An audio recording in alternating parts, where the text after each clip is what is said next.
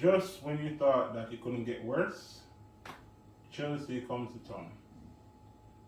Arsenal started off with a rush 2-0 loss to Brentford, and now they have to welcome the European champions, who add big rum to their lineup.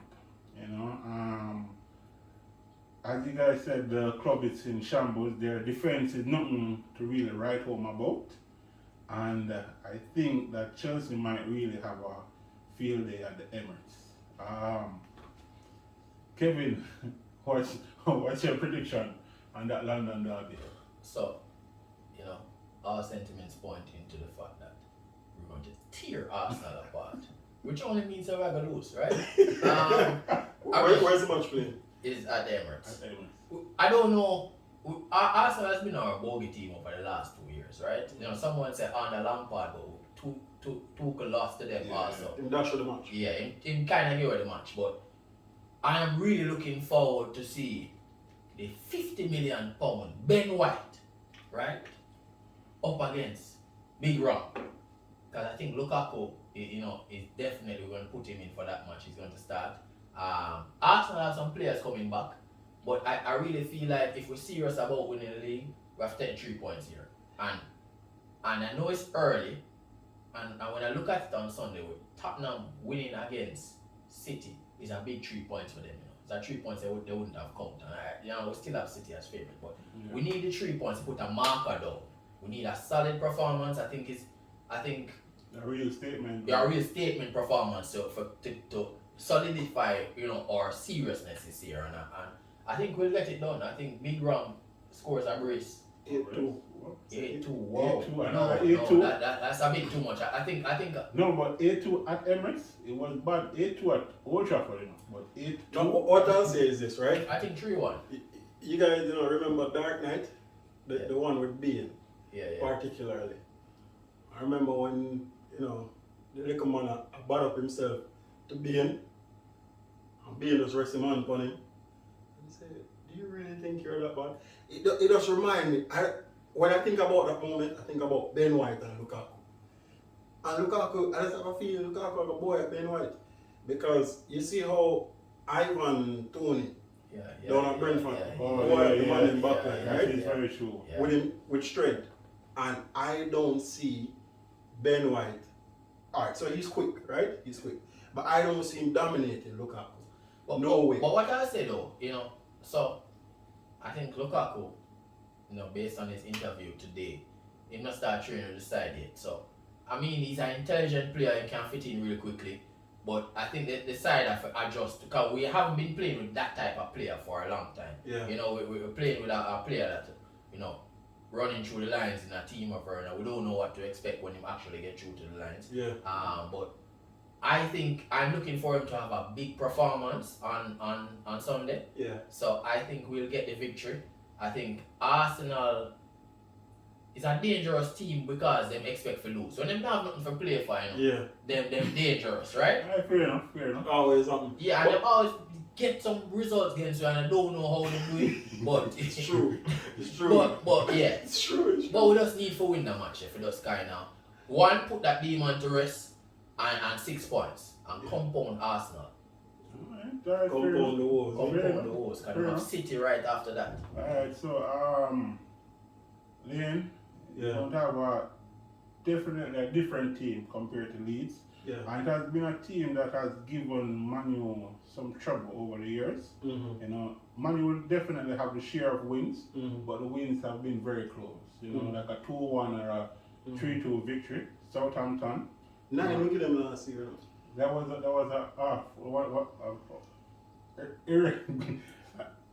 I don't know what to say. Just a put it out there, right? Just a put it out there. Oh, Yeah. 9 enough? Yeah, that was like a once in a lifetime type of thing. But yeah, on average 2-1, 3-2, and they always fight. What do you expect from that matchup? So, I want to see what the manager does, right? Because I don't think that's a match for Scott and Fred. I don't think so. Scott and Fred. I give him my opinion. So, Okay. Right? Let's give him my opinion, right? I don't think it's a match for Scott and Fred, right?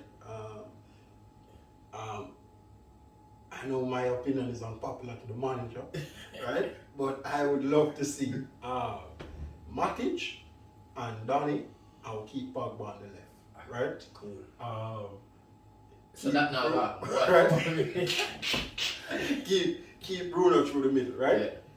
Why I think it may happen and why I have to hope is because we have Rafael Varane now, right? Yeah. Okay. Yeah, and I think having a better, quicker, stronger centre back allows you to be less defensive and less saying, all right, I have to protect the back line. There are a lot of things that Victor Lindelof caused that, as a Manchester United supporter, you see easily. One Bissaka tucks in a lot to support him. So if a team switches the ball, they will always get time and space on it because of how Wan Bissaka plays. I don't think that will happen with Rafael Varane. Two, we play with two defensive midfielders sitting in front of the back four to protect them. I don't think we need that with Rafael Varane. I think we should be able to play with one player there and be a little more adventurous. Now, whether the manager at this point trusts that, Yeah.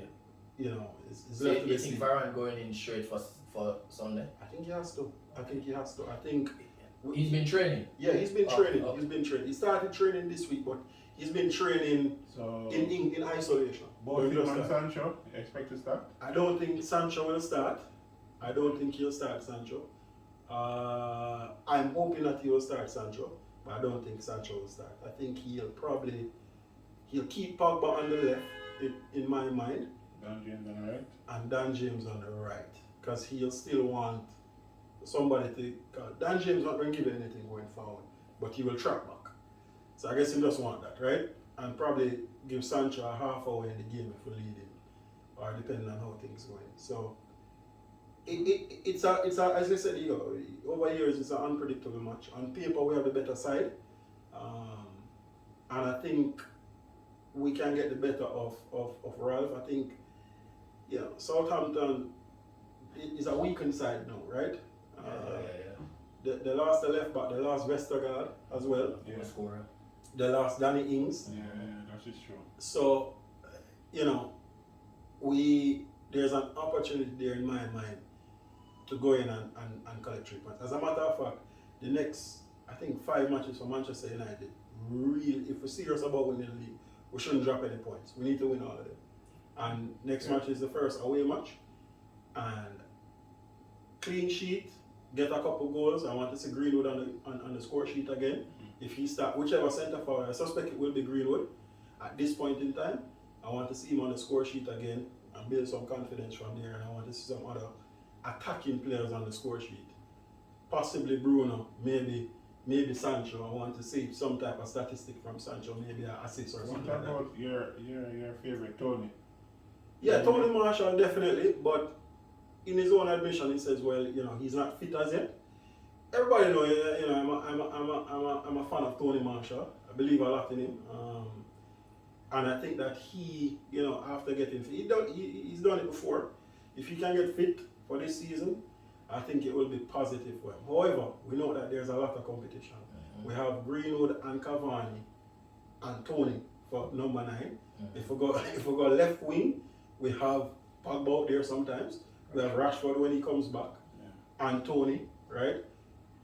And on the right side, you have Sancho and Greenwood, right? So that's the greatest thing about Manchester United this season. You see a lot of players, a good amount of players who can be very versatile in that front three. So I think when Cavani comes back, he starts, for sure. But what he said is that they don't expect Cavani to start more than 60% of the matches. So that gives you either 40% where you can play forward, or some more matches where you can come on and play wide.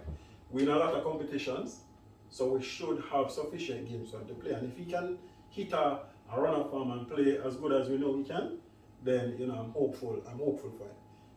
Alright. Yeah. Let us look at another relatively big match, or some match in terms of sentiment. Nuno, who left Molineux for London, returns, to stomping ground that he enjoyed, and his Tottenham side is not up to, I guess, the level that he would have wanted at yet. You know, and Wolves aren't the same Wolves that we knew over the few years. Kevin, what do you think will happen in a match like this? So first of all, you have to remember that if we're talking about Nuno and we're talking about a multiple choice, he wasn't A, he wasn't B, he wasn't C, he wasn't D.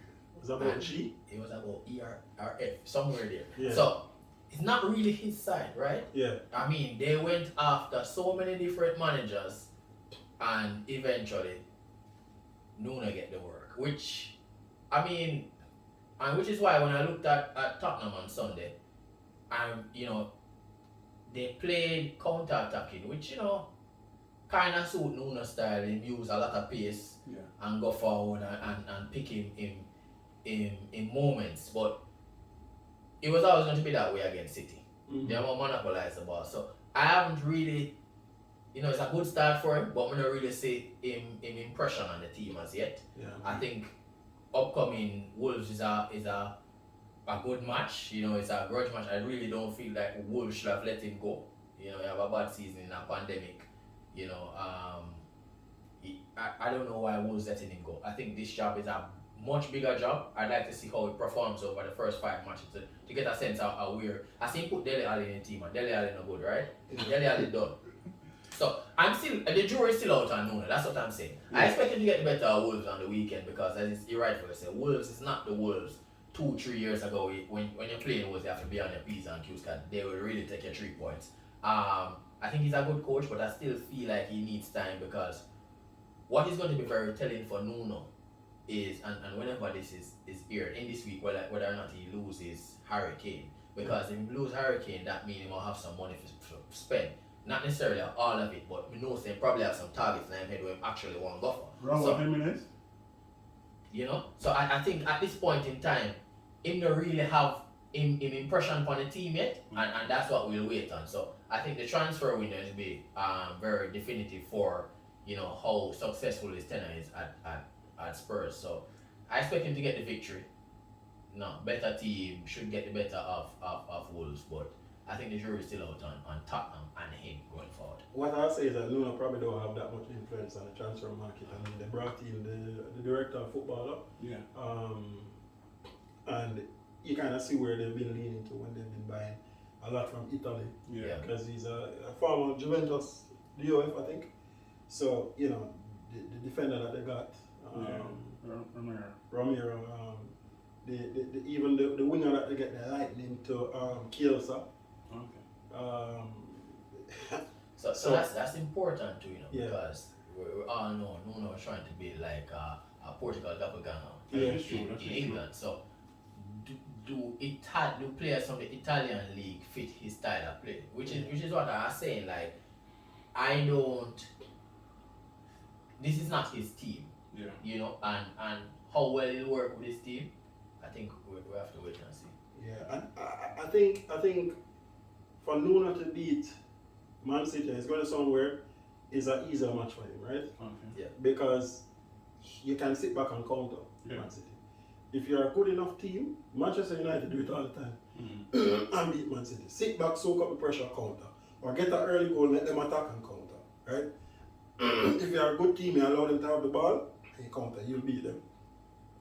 The better teams that counter them beat them. I see Arsenal do it before, FA Cup win, Chelsea do it, Man U do it, right? Liverpool used to do it. So this Man City match wasn't really the test for him. Yeah. And at Wolves, they used to beat City, right? Because in counter. So